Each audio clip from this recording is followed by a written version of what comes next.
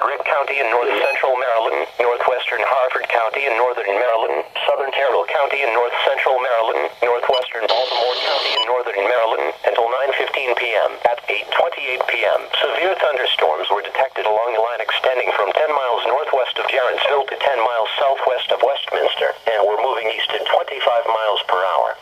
This line of storms is capable of producing damaging winds in excess of 60 miles per hour.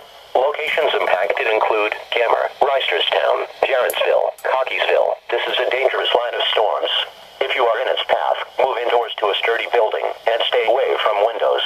When it is safe to do so, report severe weather to local law enforcement or to the National Weather Service.